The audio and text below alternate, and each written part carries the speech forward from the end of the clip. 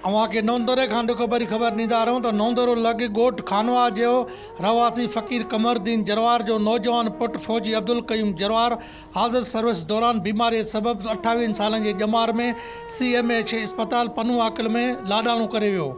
सनदी जनाज़ा नमाज़ ॻोठ खानवा जे ईदगाह में अदा कई वई, जंहिंमें पनुआकल छावणी जे कैप्टन उमर जे अॻवानीअ में आयल फ़ौजी जवाननि, लाड़काने जे फ़ौजी ऑफिसरनि, फ़ौजी जवाननि, ॻोठाणनि, सियासी, समाजी, मज़हबी, अदबी हर फ़िरक़े सां तालुक़ रखंदड़नि शिरकत कई, जंहिंखे बाद में वॾे फ़ौजी एज़ाज़ सां गार्ड ऑफ ऑनर जे सलामी ॾिनी वई ऐं बाद में सनद जे मड़ खे अबाणी क़ब्रिस्तान में मिटीअ मां हवाले कयो वियो।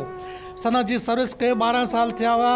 कुछ अरसो बीमार हुयो जॾहिं त ड्यूटी ज़िले खुशदार बलोचिस्तान में करे रहियो हो। कुछ ॾींहंनि खां पनुआकल छावनी में CMH अस्पताल में दाख़िल हो। फ़ौजी जवान अब्दुल क़यूम जरवार खे हिकु पुट जी औलाद आहे।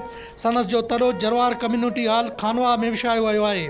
होॾां नौंदरो प्रेस क्लब रजिस्टर 682 जे सहाफ़िन सैद इफ्तिखार अली शाह, शाद महमूद भुट्टो, ज़मीर हुसैन भुट्टो, खलीलुल्लाह मंगनेजो, हसन आबिद भुट्टो, अब्दुल्ला मीरानी, ओशाक अली बुलड़ो, काशिफ अली सुपड़ियो, मुलाज़िम हुसैन कलंदरी, ज़ामिन हुसैन समो ऐं ॿियनि सनस जे वालिद फ़कीर कमरदीन जरवार ऐं अज़ीज़नि सां ॾुख जो इज़हार करे ताज़ियत कई आहे।